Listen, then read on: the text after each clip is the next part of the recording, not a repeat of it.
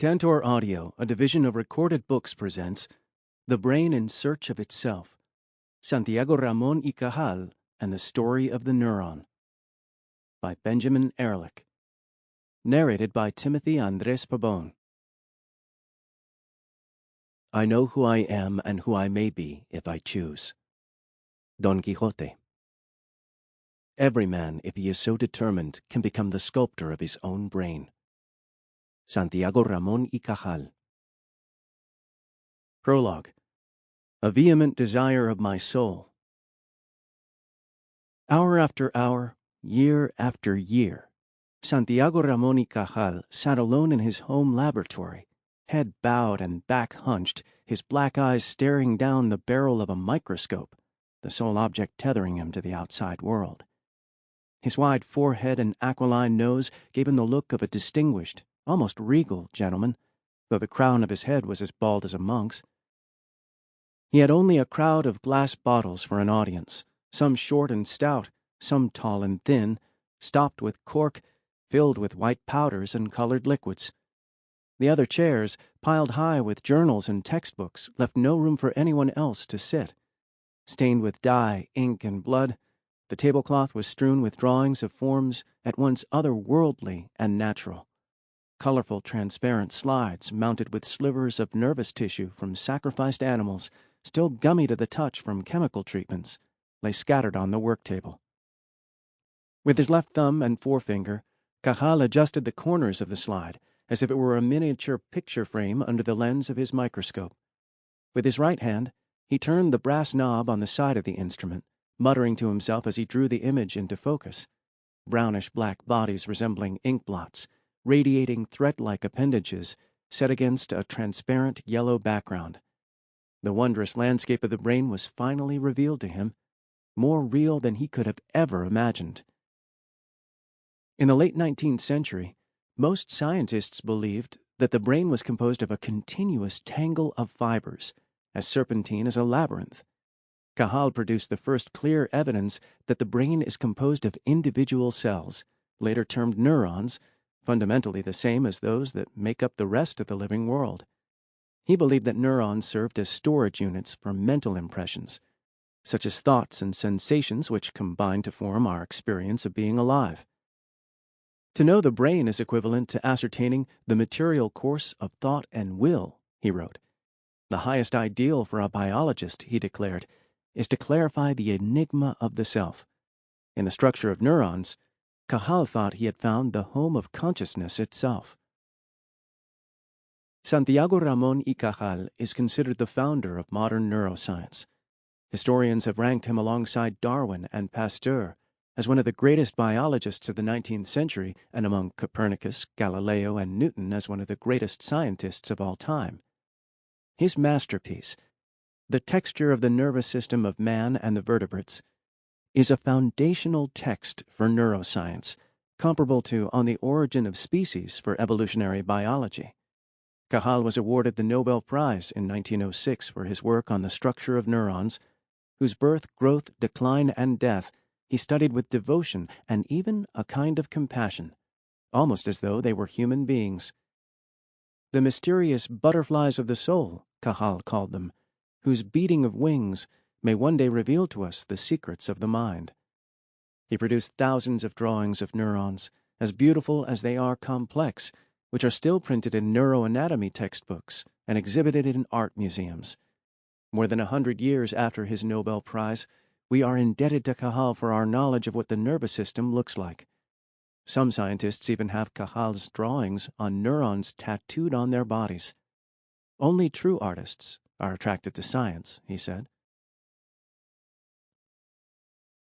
Halfway through the journey of his life, when he was 40 years old, it seemed as though Cajal had achieved all that he had ever wanted. He had arrived in Spain's royal capital, where he occupied the chair of anatomy at the Central University of Madrid, the highest appointment in his field. He was married to the perfect wife in his estimation and was the father of 6 children. His finances were finally in order. The university was building him a state-of-the-art laboratory. 3 years earlier, he had revealed his new truth of the nervous system, revolutionizing the understanding of the mind and brain. his name was renowned in scientific academies across Europe. From his home in downtown Madrid, Cajal could hear the whistling of trains. The wrought iron dome of the nearby Atocha station, renovated to resemble the newly constructed Eiffel Tower, was a suitable landmark for a metropolis that some called Little Paris. Bright shop windows displayed French jewelry, English biscuits, and Italian opera posters. Even nannies pushing strollers through the elegant gardens of Retiro Park were the latest fashions in silk and lace. Every morning, men in brass-plated hats washed and swept the streets until the pavement gleamed.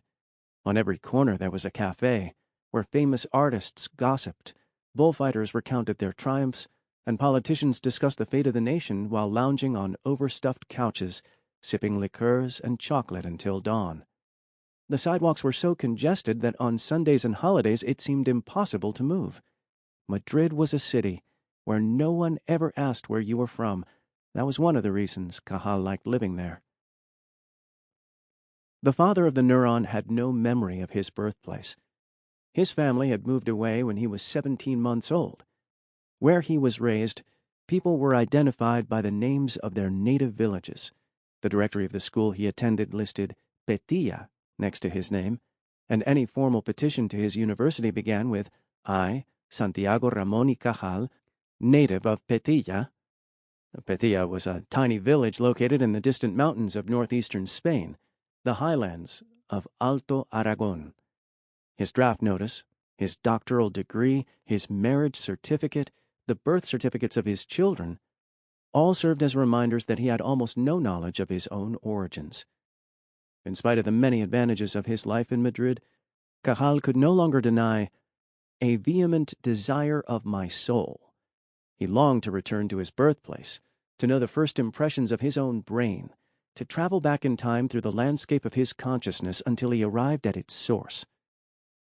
The brain is a world consisting of vast continents and unexplored territories, he said, and he would dedicate his life to charting its geography.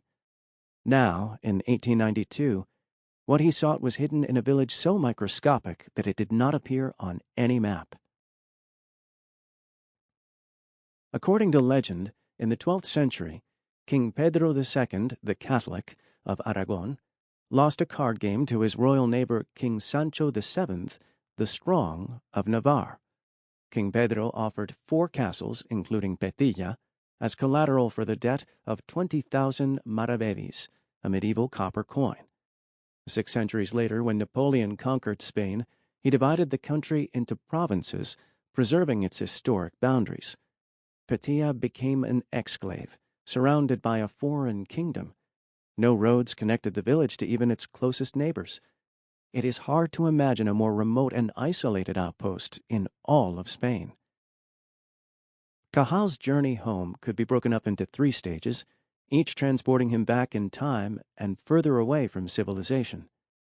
First, he took a train almost 300 miles to Jaca, the penultimate station on the northern line in the shadow of the Pyrenees. Cajal did not mind the long, monotonous journey. He claimed to have once spent 20 hours straight at his microscope, traveling 1/1,000,000th of a meter at a time. Then he rode in a packed stagecoach westward to Tiermas, a medieval town with ancient Roman bathhouses, famous for its sulphurous, emerald-colored hot springs. The road that he traveled was unusually well maintained, as it was a stage of one of the holiest of Christian pilgrimages, the Way of Santiago, the patron saint of Spain and Cajal's namesake. After disembarking in Tiermas, he hired a guide who knew the way to Petilla, a treacherous 25-mile trek through Pyrenean hills and gorges. In hemp sandals and knee breeches, his skin leathery from the relentless sun, the peasant led the distinguished professor on the back of a mule. The highland climate was volatile. It almost never rained, but when it did, the storms were swift and cataclysmic. A few days before, the guide told Cajal there had been a deluge, transforming the fields into mud. The peasants, who were desperately poor, had stripped their forests for timber to meet the Spanish Navy's demand for material for ships. Without trees to impede them, boulders tumbled down hillsides, damming stream beds and drowning crops. Where he came from, Cajal realized, nothing grew. A church bell rang in the distance. It was coming from Petilla. The guide halted the mule so that Cajal could listen. Suddenly he was struck by an inexplicable melancholy. He was sure that no one would recognize him in Petilla. No one even knew who he was. But then Cajal and his guide came upon a stream where an old peasant woman was washing her clothes. Turning and seeing Cajal, she cried, "Señor, if you are not Don Justo himself, you must be the son of Don Justo. Do not deny it." For better or for worse, he would always be his father's son. The final stretch of the journey was a rough and narrow trail winding precipitously up a steep foothill. The heavily eroded slope had been cut into crude terraces, the villagers' only arable land. Plows could not be used on such precarious terrain. Farmers lugged manure and turned the soil using giant two-pronged forks called layas. Cajal felt proud to come from such hard-working stock. Farming in Petilla was an act of mythic futility. The deluges came, the retaining walls fell. The Petillans rebuilt them anyway. As it turned out, the priest and the mayor were waiting for Cajal at the top of the hill. A disfigured rock face loomed over the cluster of cobblestone dwellings like a gigantic tombstone. Windows were lopsided holes in the walls with crudely whitewashed edges. Roof tiles were made of cracked terracotta. There were no streets, only the crevices, furrows, and inclines blindly carved by the elements. The Petillans had never even seen a wheeled vehicle before, and they had certainly never heard of the nervous system. The entire population of Petilla was gathered in the square. The oldest among them fondly recalled Cajal's parents. They gave him a tour, which must have been brief. He was touched by their hospitality. Looking out from the railing on the church, the highest point in Petilla, Cajal took in the overpowering scenery of the landscape of his past. From that perspective, looking out over the empty highlands, life seemed infinitely small. But when the villagers brought him to the former home of the town surgeon where he had been born, Cajal was shocked. It was in ruins, a heap of stones, a refuge for itinerant beggars. A voice within, Cajal recalled, told me that I should never return to these places. Chapter 1. The Necessary Antecedent. The Iberian Peninsula is practically an island. 90% is surrounded by water, with the only overland route to the rest of Europe to the northeast cut off by the great spiked collar of the Pyrenees. The mountains protect the inhabitants from the devil, an Aragonese saying goes, but keep out God's love as well. If geography is destiny, then the fate of Spain is isolation. The Aragonese highlands are a cloistered kingdom existing apart from time. Those hills, those soaring rocky bluffs, those sunken glades, those harrowing ravines, wastelands, and broad plateau, goes the epic, The Song of Roland. Modern neuroscience is among the most sophisticated, high-technology endeavors in human history, and yet Cajal, its founding hero, was a peasant genius, to quote his fellow Nobel laureate, Charles Sherrington. The region where Cajal was born, stretching from the Ebro River to the Pyrenees, is known as Alto Aragon, or Upper Aragon, but the identification is more cultural than geographic. Ancient visitors commented on the people's characteristic of inhospitality and the higher degrees of superstition and tribalism in the northern outposts of Hispania than anywhere else. So difficult was it to convert them to Christianity that according to legend they nearly drove St. James to quit his divine mission. The southern coast of Spain is sculpted to a pinch point, where only 9 miles separate Europe from North Africa. In the year 711, a small force of Berbers, from the Roman word for barbarian, crossed the strait in boats and conquered the peninsula within 3 years.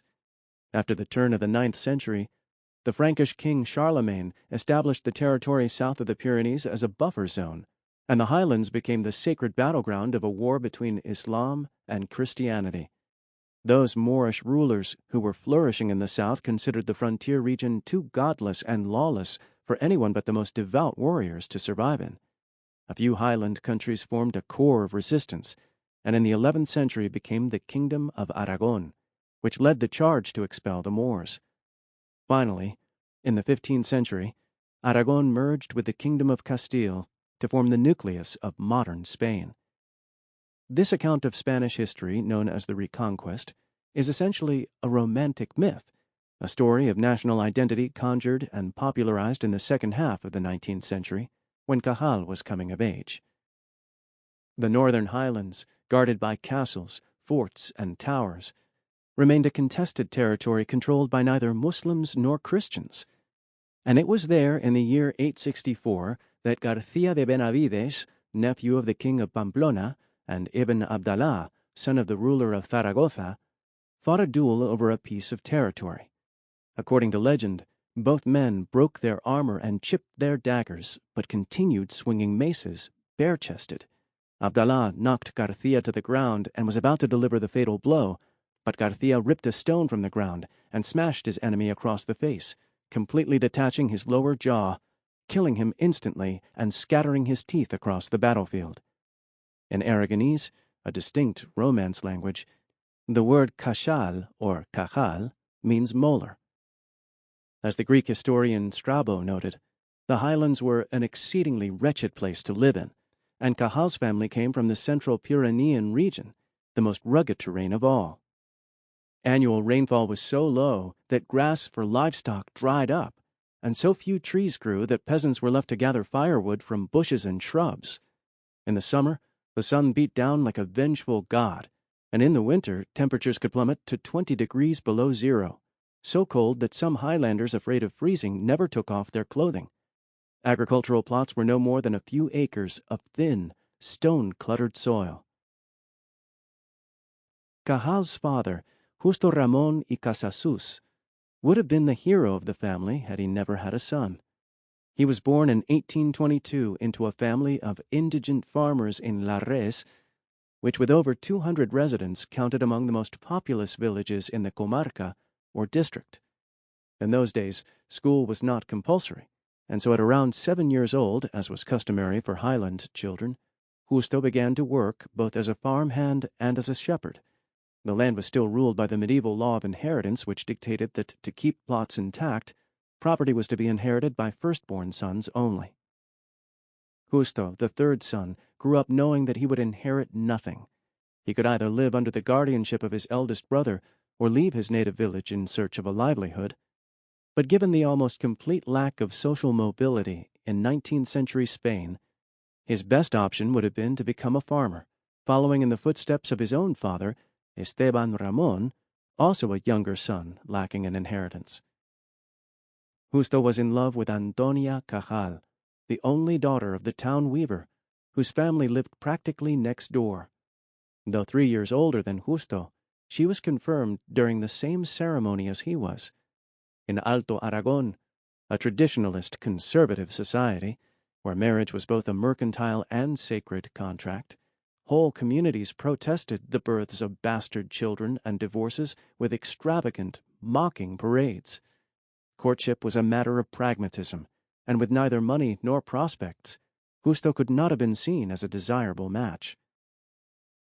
When he was 16 or 17 years old, Justo decided to leave Larres for Javierrelatre, a village about 20 miles away where he apprenticed himself to a barber surgeon, a strange choice given that barber surgery was one of the lowliest professions in Spain.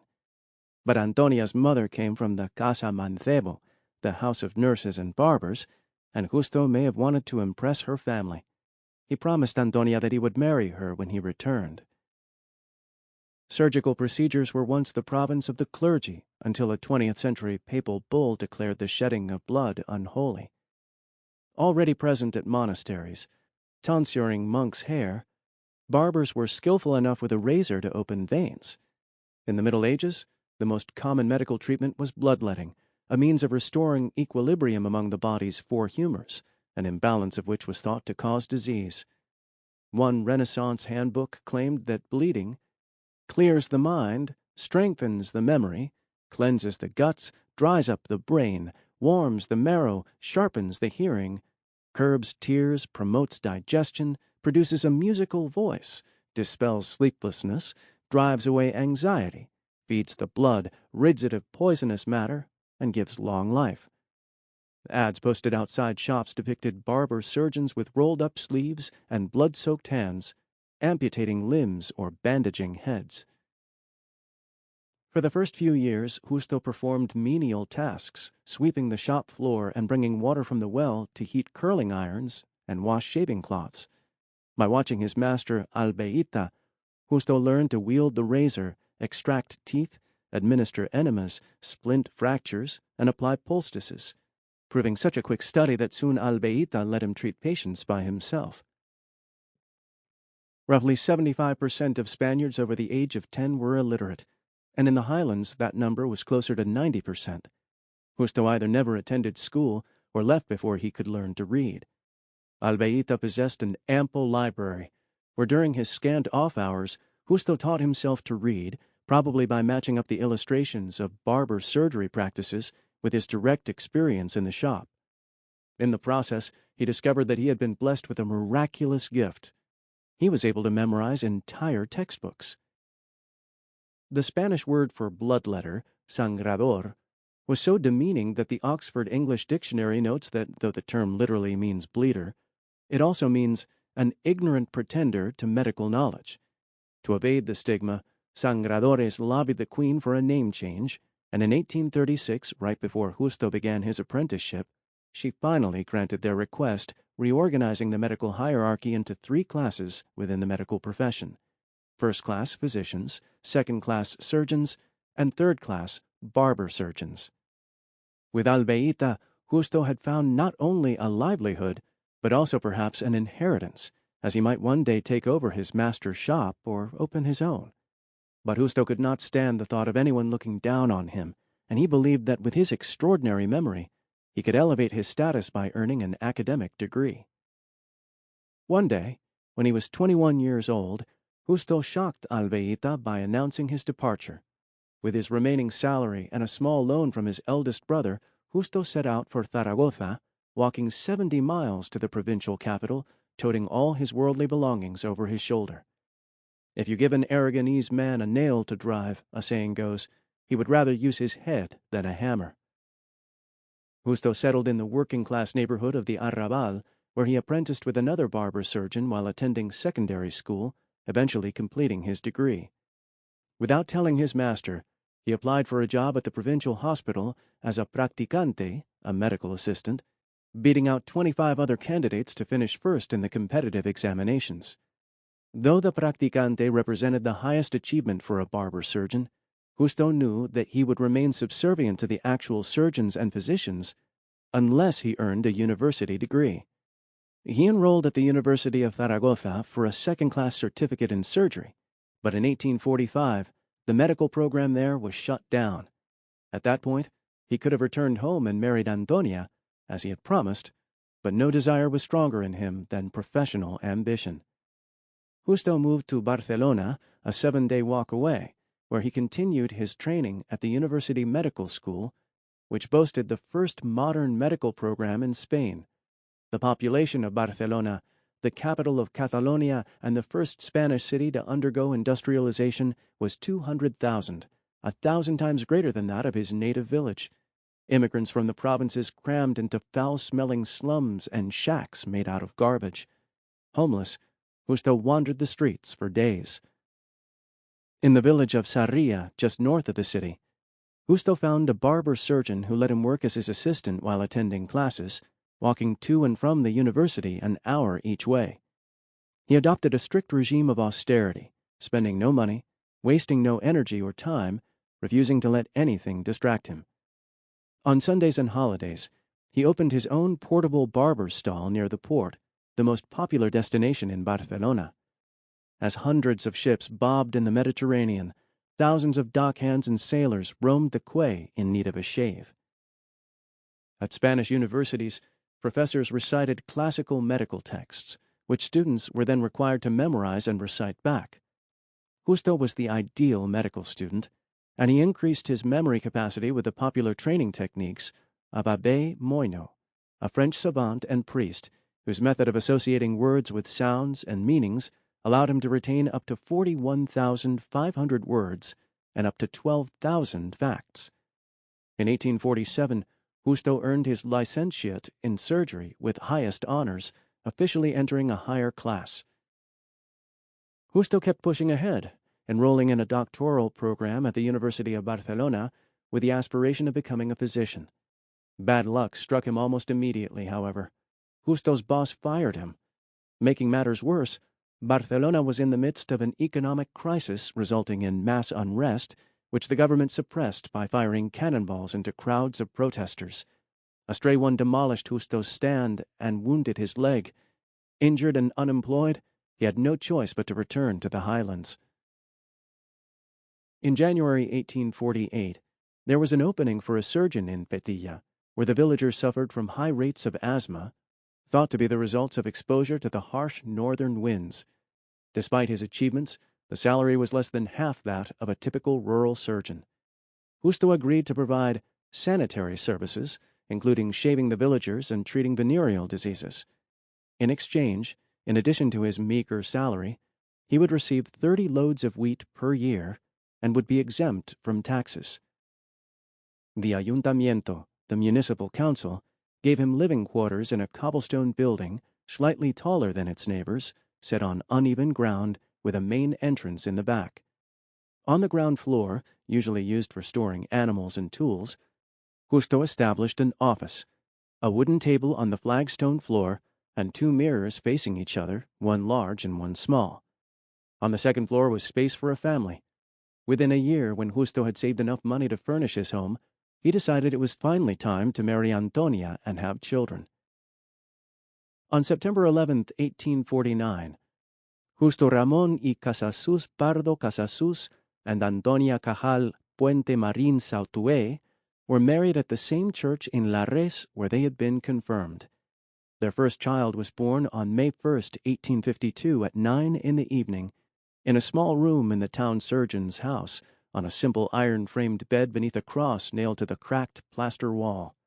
They named the boy Santiago Felipe, after the patron saint of Spain, and the following day he was baptized. "I cannot complain about my biological inheritance," Cajal wrote. "With his blood, my father transmitted to me traits of character to which I owe everything that I am." The myth of his father's life, said Cajal, was the necessary antecedent of his own. Chapter 2. Perpetual Miracle. Most of what we know about Cajal's childhood comes from his autobiography, Recollections of My Life. There are almost no corroborating witnesses to the events that he described.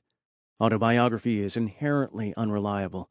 The famous 19th century British scientist Thomas Henry Huxley called the genre a special branch of fiction, and Cajal, who wrote fiction from his teenage years through middle age, knew how to craft a story. When he was young, he imagined himself as the hero of a picaresque novel, a characteristically Spanish genre in which the protagonist, or pícaro, is a boy from a lower social class who embarks on a series of loosely connected adventures, surviving on pluck and guile, his behavior ranging from impish to criminal. In his autobiography, Cajal presented himself as he saw himself and had always wanted to be seen. In 1853, when Santiago was 17 months old, there was an opening for a town surgeon in his parents' native village, Larres. Justo's contract in Petilla had yet to expire, and the new job was also temporary, but he could not pass up the opportunity to return home. He and Antonia were happy to have family and friends help care for their infant son, nicknamed Santiago, who, according to his nurse, was exceptionally willful and restless. When he was around 3, he almost died when a horse that he hit in the hindquarters kicked him in the head. When Santiago was 2, a second child was born, his brother Pedro, who turned out to be far more easygoing and affable than Santiago, who described himself as a wayward, unlikable creature. When Lorenzo Cajal, Antonia's father, moved to Larres from his native village of Isin in 1809, he brought the textile trade with him, becoming the town weaver, and as a young child Cajal spent countless hours in his grandfather's shop. The loom was a flimsy wooden structure, rigged with pulleys and rollers, which creaked and swayed as the weaver pressed his foot to the pedal. Santiago's family called him the devil child. His earliest memory was of tangling the threads of his grandfather's loom. No one would... Sample complete. Ready to continue?